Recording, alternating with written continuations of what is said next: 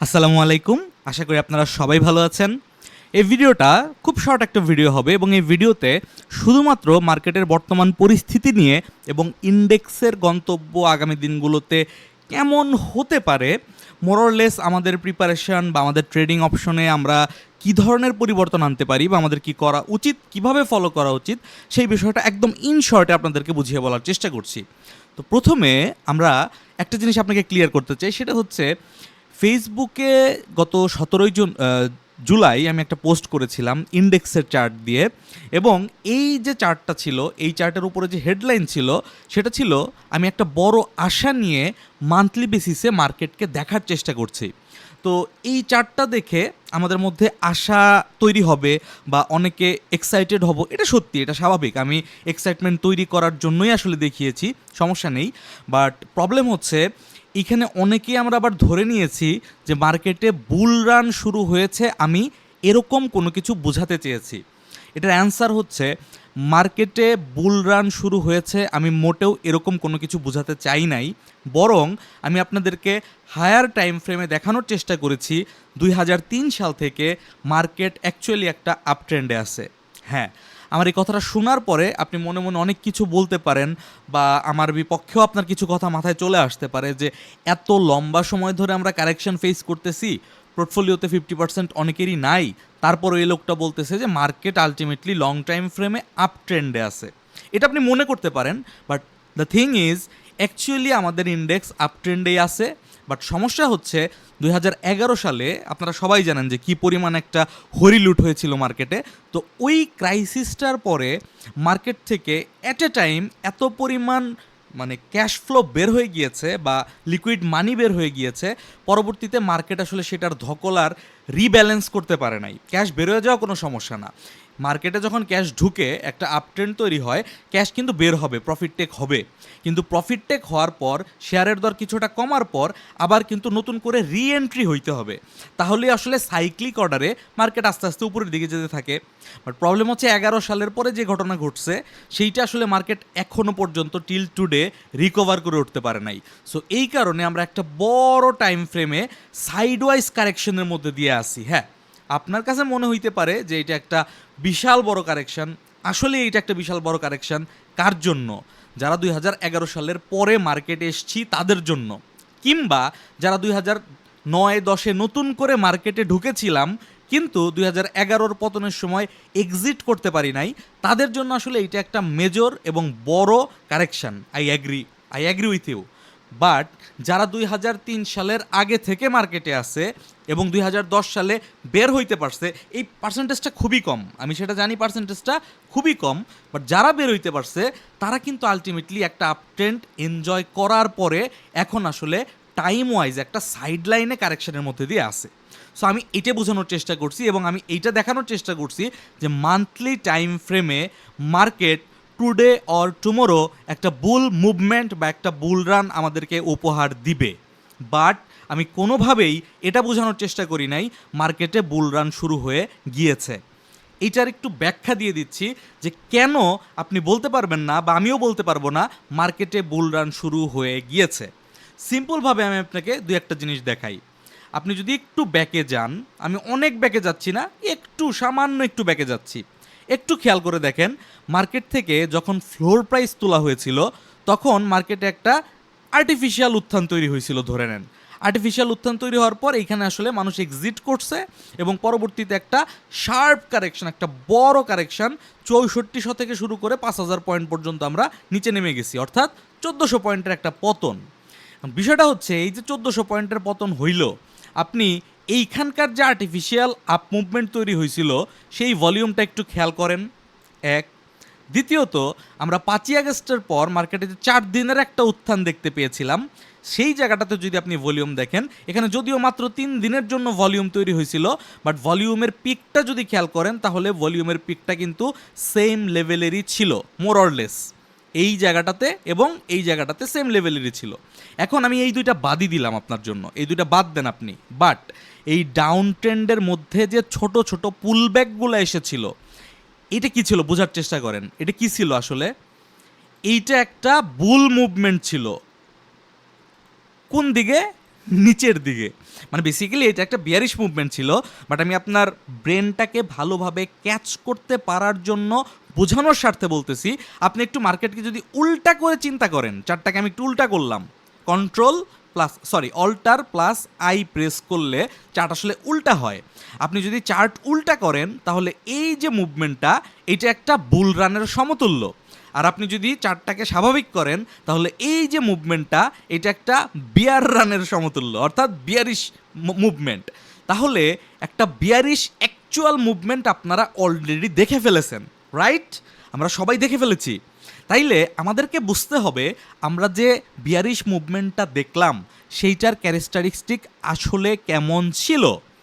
এইটা দেখলে যে উপকারটা আমাদের হবে সেটা হচ্ছে বুল মার্কেটে যখন একটা বুল রান আসবে সেইটার ক্যারেক্টারিস্টিক্স কেমন হবে সেইটা আমরা কম্পেয়ার করতে পারবো।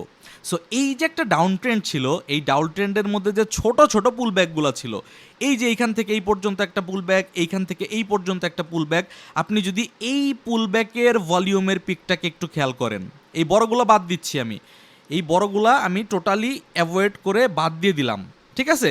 সো ওই পুল ব্যাকটা আমি ধরলাম। পরবর্তীতে এইখানে আবার যে একটা পুল ব্যাক হয়েছে, ছোট ছোট পুল ব্যাকের কথা বলতেছি, সেটা আমি আবার এখানে যদি দাগ দেই ভলিউমের পিকগুলা এবং সামনের দিকে যদি এক্সটেন্ড করি, তাহলে দেখবেন বিয়ারিশ যে মুভমেন্ট ছিল, ডাউন ট্রেন্ড ছিল, সেই ডাউন ট্রেন্ডের মাঝখানে ছোট ছোট মুভমেন্টের ক্ষেত্রে যেই পরিমাণ ভলিউম জেনারেট হইতো, এখনও পর্যন্ত এই যে মার্কেট টানা এতদিন ধরে উত্থানের দিকে আছে, সেই পরিমাণ ভলিউমের ধারে কাছেও মার্কেট এখনও পর্যন্ত ভলিউম জেনারেট করতে পারে নাই। এটার সিম্পল মানে হচ্ছে, মানে বুল মার্কেট কখন আসবে, বুল রান কখন আসবে সেটা বোঝার আরও অপশন আছে। আমি আপনাকে ওইটা টেকনিক্যাল হয়ে যাবে, আমি টেকনিক্যালি যাচ্ছি না, আমি আপনাকে খালি চোখে রাস্তা দেখিয়ে দিচ্ছি যে যেহেতু আপনি অলরেডি আপনার চোখের সামনে একটা বড় বিয়ার মার্কেট দেখেছেন, সেই বিয়ার মার্কেটের বৈশিষ্ট্যটাই তো আলটিমেটলি উল্টা করে তৈরি হবে বুল মার্কেট শুরু হইলে। সো সেই বুল মার্কেটের কোনো অ্যাটিচিউড বিয়ার মার্কেটের সাথে এখনো পর্যন্ত মিলে নাই। সেই কারণে এই যে মুভমেন্টটা আছে এটা একটা বুলিশ মোমেন্টাম বলতে হবে। বুল মার্কেট বলতেছি আপনাদেরকে ইন্সপায়ার করার জন্য, আপনারা যাতে ট্রেডগুলোকে হোল্ড করতে পারেন, আপনারা যাতে আপনাদের প্রফিটগুলোকে বড় করতে পারেন, সেই কারণে। বাট আমি মানে এত বোকা না বা এরকম কোনো কিছু চিন্তা করতেছি না যে এটা একটা বুল রান শুরু হয়ে গেছে, এটা confirm not like that.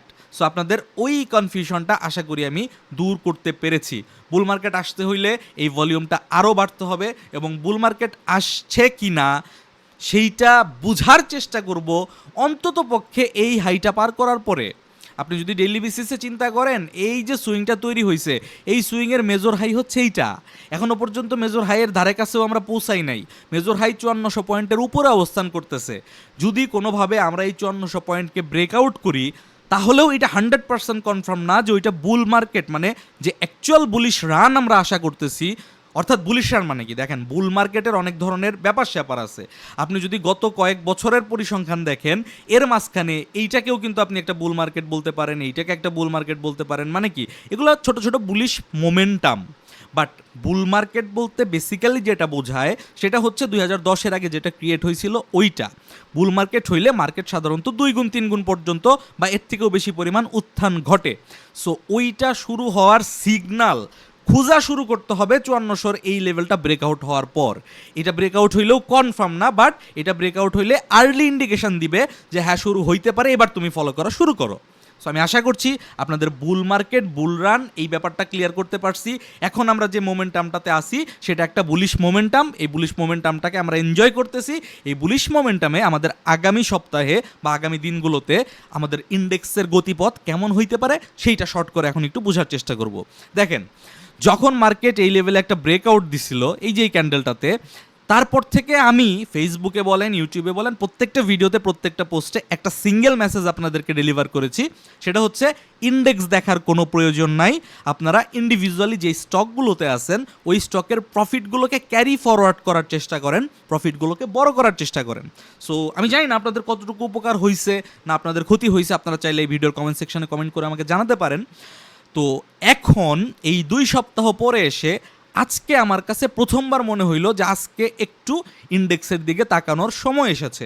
Index নিয়ে আমরা হালকা করে হইলেও একটু এখন ভাবতে পারি। বাট এই ভাবতে পারির মানে এইটা না আপনার হাতে যে স্টকটা আছে সেই স্টকটা বড় একটা র্যালিতে আছে, খুব ভালো ভলিউম ডেইলি পাচ্ছে, আপনি ইন্ডেক্স দেখে সেটাকে সেল করবেন। It's not like that. Index দেখার মানে হচ্ছে আমরা ইন্ডেক্সটাকে আগামী 2-1 দিন একটু অবজারভেশনে রাখবো। আমরা যদি কোনো নতুন এন্ট্রির পরিকল্পনা করে থাকি সেই এন্ট্রিটা আমরা একটু কনজারভেটিভ ওয়েতে রাখবো, অর্থাৎ আমরা একটু সারাদিন অবজার্ভ করে যদি এন্ট্রি নিতেও হয় দুপুরে 2টার আশেপাশে সিদ্ধান্ত নিব, কিংবা যদি পসিবল হয় 2-1টা দিন একটু মার্কেটকে অবজার্ভ করলাম, একটু ক্যাশটাকে একটু রোয়ে শোয়ে নতুন করে এন্ট্রির প্ল্যান করলাম, এটাই আমি বুঝাইতে চাচ্ছি। বাট আপনার এক্সিস্টিং ট্রেড যদি অলরেডি প্রফিটেবল থাকে এবং ওই স্টকটার মধ্যে যদি হিউজ ভলিউম যদি অব্যাহত থাকে আগামী দিনগুলোতেও, তাহলে ওই স্টকগুলো নিয়ে আপনাকে ইন্ডেক্সের সাথে রিলেট করার কোনো প্রয়োজন নাই। এমনকি ইন্ডেক্স যদি কোনো কারণে নিচের দিকে আসে, কারেকশান দেয়, সেই ক্ষেত্রেও আপনি দেখবেন যেহেতু এটা ডাউন ট্রেন্ড না এই মুহূর্তে ডেইলি বেসিসে, সো এই আপ ট্রেন্ডের কারেকশানের সময়ও কিছু কিছু স্টক আপনাকে হল্ট দিবে এবং কিছু কিছু স্টক প্রাইস গেইন করবে। হতে পারে সেটা ইন্স্যুরেন্স সেক্টর থেকে, হতে পারে সেটা জেড ক্যাটাগরি বা এই ধরনের দুর্বল কোনো শেয়ার। বাট এরকম যদি একটু কারেকশানে আসে তখন ভালো শেয়ারগুলো আসলে অনেক বেশি পজিটিভ হবে, এরকম ভাবার সুযোগ খুব একটা কম। এখন আপনাদের মূল প্রশ্ন হচ্ছে ইন্ডেক্স আগামী সপ্তাহে কারেকশানে যেতে পারে কি না। প্রথমত এই লেভেলগুলো থেকে শুরু করে প্রায় দিন অনেক অ্যানালিস্ট অনেকেই আমরা ধারণা করছি এবং মনে করছি, বলছি যে মার্কেট অনেক হাইতে উঠে গেছে, এইটা রেজিস্ট্যান্স ওইটা রেজিস্ট্যান্স, ব্রেক এখান থেকে পড়ে যাইতে পারে। সো আমি এইখানে আসা পর্যন্ত গত ভিডিওতেও আপনাদেরকে বলছিলাম যে যতক্ষণ পর্যন্ত এটা ব্রেকডাউন করে নিচে না নামতেছে ততক্ষণ পর্যন্ত কোনোভাবেই আপনার চিন্তা করার প্রয়োজন নাই যে ইন্ডেক্স নিচে নামতেছে।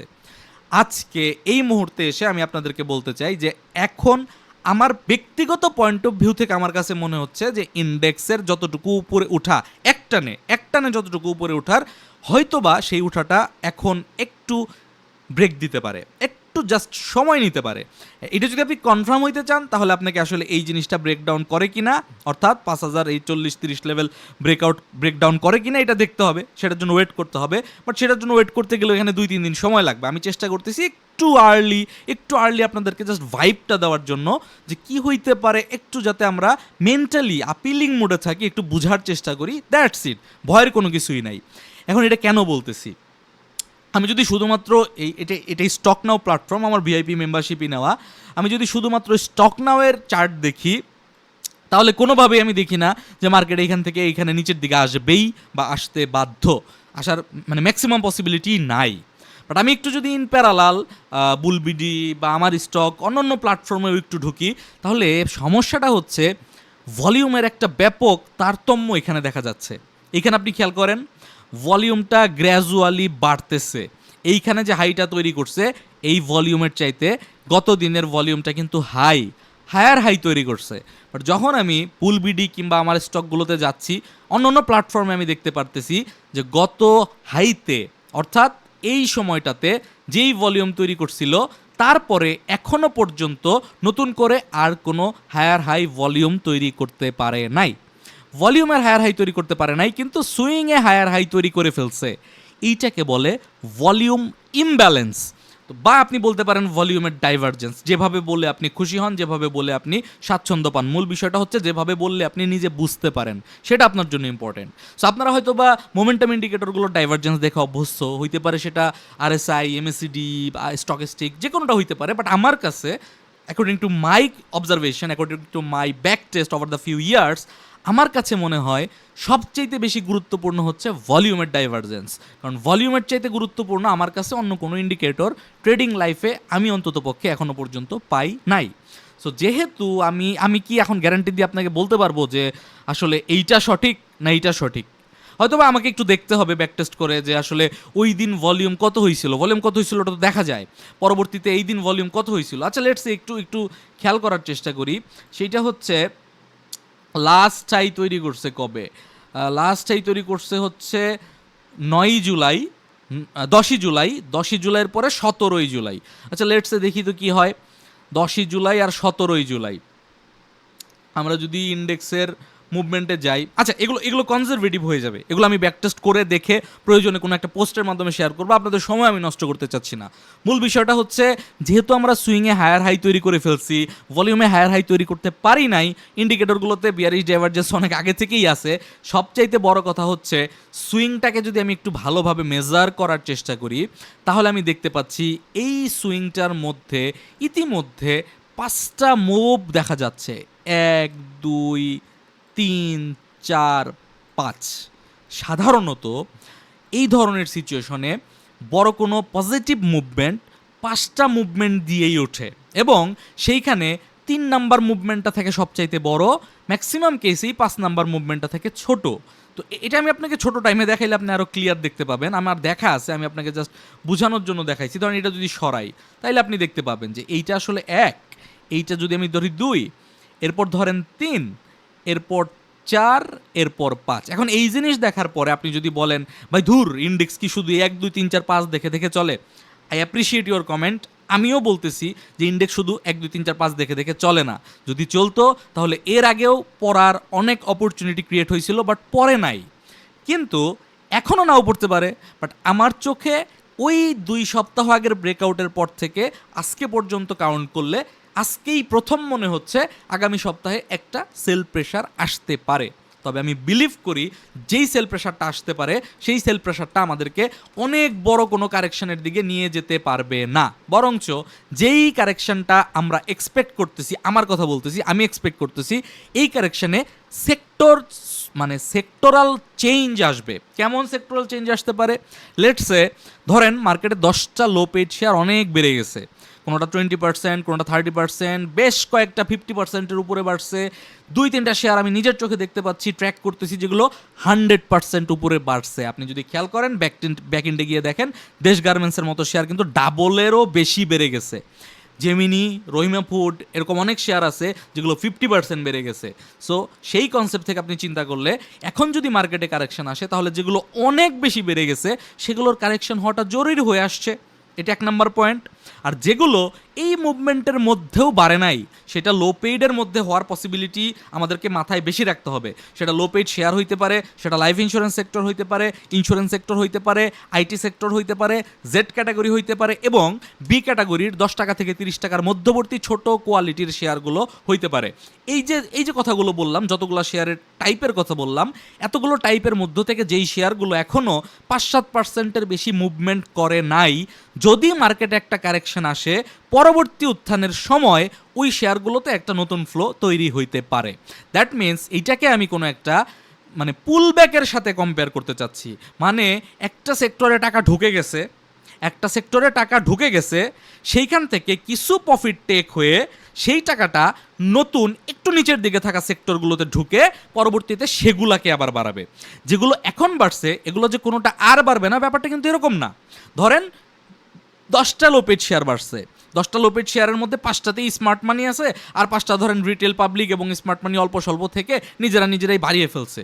যেইগুলোতে অ্যাকচুয়ালি বড় প্লেয়ার ঢুকে গেছে, বড় ইনস্টিটিউশন ঢুকে গেছে, ওই রকমই 10টা থেকে 2-3টা শেয়ার আসলে আরও দেখা যাবে 50% 100% গ্রোথ দিবে, বাট সেটার পার্সেন্টেজ হবে 100%-এর মধ্যে ম্যাক্সিমাম 20%-এর আশেপাশে, সবগুলো কিন্তু না। তার মানে 10টা যদি বেড়ে থাকে গত এই কয়েকদিনে, সেই 10টা থেকে কিন্তু 6টা-7টাই এবার কারেকশানে আসবে, 2-3টা থাকবে যেগুলো আরও বাড়া কন্টিনিউ করার শক্তি রাখবে। সেটা বোঝার উপায় হচ্ছে আপনাকে ভলিউমের দিকে খেয়াল রাখতে হবে যে ভলিউম অব্যাহতভাবে বাড়ছে কি না। আমি মনে হয় মোটামুটি ভাইব আপনাকে দিতে পেরেছি, মোটামুটি আপনাকে বোঝানোর চেষ্টা করেছি। এখন সিদ্ধান্ত কিভাবে নেবেন? দেখেন এখানে সিদ্ধান্ত নেওয়ার আহামরি কিছু নাই। আপনার হাতে যদি 2টা লো পেড থাকে, একটা ইন্স্যুরেন্স থাকে, একটা আইটি থাকে, একটা বি ক্যাটাগরির শেয়ার থাকে, 4 থেকে 5টা স্টক আপনার থাকে, যেই শেয়ারে আপনার অনেক বেশি প্রফিট আছে আপনি কারেকশন দেখলে সেখান থেকে কিছু কোয়ান্টিটি কমাইতে পারেন, এবং যেই শেয়ারগুলো আপনার এখনও পর্যন্ত প্রাইস গেইন হয় নাই আপনার এক্সিস্টিং ট্রেডিং পোর্টফোলিওতে এই কারেকশনের সময় যদি হয়, সেই ক্ষেত্রে আপনি যদি ওই শেয়ারগুলোতে একটু প্রাইস ডিসকাউন্ট পান, তখন এখন যে প্রফিটগুলো আপনি টেক করার সুযোগ পেলেন সেই প্রফিটগুলো ওইখানে আপনি নতুন করে লোড দেওয়ার সুযোগ পাবেন। এটাই জাস্ট, এইখানে ভয় পাওয়ার কোনো কিছুই নাই। মার্কেট এখান থেকে আগামী রবিবার পড়বে এটা গ্যারান্টেড না, বাট চার্টের ভাইব আমাকে একটা হালকা ইন্ডিকেশন দিচ্ছে পড়লেও পড়তে পারে, জাস্ট সেটা আমি আপনাদেরকে মেসেজ আকারে দেওয়ার চেষ্টা করতেছি। পড়লে পরবর্তী সাপোর্ট কত সেটা আসলে এখন বলাটা খুব বেশি যুক্তিযুক্ত না, কারণ এইখান থেকে এইখানে পড়লে সেটা টানা পড়বে না। আমি আপনাকে বলে দিলাম, আপনি লিখে রাখেন, আপনি নোট করতে পারেন, আপনি যে কোনো জায়গায় ডকুমেন্টেড রাখতে পারেন, এইটা টানা পড়বে না। এইখান থেকে মার্কেট যদি কোনো কারণে পড়া শুরু করেও ইন কেস, সেই ক্ষেত্রে আপনি দেখবেন যে মার্কেট আসলে স্লোলি মুভ করে আপ ডাউন করে করে ফ্লো তৈরি করে করে পড়বে। অর্থাৎ একদিন লাল ক্যান্ডেল, আরেকদিন অর্ধেক লাল ক্যান্ডেল, দিন শেষে রিকভারি, আবার একদিন পজিটিভ সবুজ ক্যান্ডেল, এরপর আবার লাল ক্যান্ডেল, 2 দিন হয়তো লাল ক্যান্ডেল, আবার একটা সবুজ, আবার একটা লাল, এরপর হয়তো কারেকশন শেষ, এরপর আবার উপরের দিকে উঠবে। ব্যাপারটা মোর অর লেস মানে এইরকম এইরকম এরকম এরকম, এরপরে হয়তো উঠে যাবে। সো আমার কাছে যদি কারেকশন না হয় তাহলে তো এই ক্যান্ডেলের নিচে না নামলে কোনো টেনশনই নাই, আগামীকাল ক্লোজিং বেসিসে তাহলে উপরের দিকে যাবে। এই যে এইটা আমার মানে অ্যাকচুয়াল রেজিস্ট্যান্স আমি ধরেই রাখছি। বাট যদি কোনো কারণে আমি যেটা ধারণা করতেছি, আমি যেটা সন্দেহ করতেছি, সেই কারণে যদি মানে সেইভাবে যদি কোনো কারণে নিচের দিকে নামেও, তাহলে আমার কাছে মনে হয় যে একটা স্ট্রং সাপোর্ট জোন হতে চলেছে 4900, কত বলবো, 4960-এর আশেপাশে, 4960-70 এই যে লেভেলটা, দ্যাট মিনস হচ্ছে এই যে জোনটা, এই জোনটাকে যদি আমি এক্সটেন্ড করি, এইখানেও আমার একটা সুইং তৈরি হয়েছে। এটা একটা বেস, একটা পিলার, একটা বিল্ডিংয়ের ফাউন্ডেশন থাকে না, এই যে সুইংটা ক্রিয়েট করছে, এই সুইংয়ের পিলার হচ্ছে এইটা, ঠিক আছে? এনিওয়ে, এখানে অর্ডার ব্লকের কনসেপ্ট আছে, অনেক ব্যাপার স্যাপার আছে, আমি জটিলতায় যাচ্ছি না। মূল বিষয় হচ্ছে 2 দিক থেকে আমাকে সিগন্যাল দিচ্ছে এইটা একটা স্ট্রং সাপোর্ট জোন। সেই কারণে আমি মনে করতেছি যদি মার্কেট কালকে এখান থেকে পড়ে বা আর একটু আপ ডাউন করে এখান থেকে পড়ে, তাহলে পরবর্তীতে এই জোনটা হইতে পারে মার্কেটের জন্য একটা স্ট্রং রিভার্সাল জোন। টেনশনের কিছু নাই, বাট মেন্টালি প্রিপেয়ার থাকা তো ভালোই, তাই না? দেখা হচ্ছে আগামী ভিডিওতে। আপনাদের কোনো কমেন্ট থাকলে কমেন্ট সেকশনে আপনাদের মতামত জানাতে পারেন, আপনাদের প্রশ্নগুলো জানাতে পারেন। আমি চেষ্টা করবো ফ্রি টাইমে সেগুলোকে দেখে সামারি করে পরবর্তী কোনো ভিডিওতে আপনাদেরকে সেইগুলোর এগেনস্টে নতুন কোনো মানে কনসেপ্টে ধারণা দেওয়ার বা ওই প্রশ্নগুলোর অ্যান্সার করার।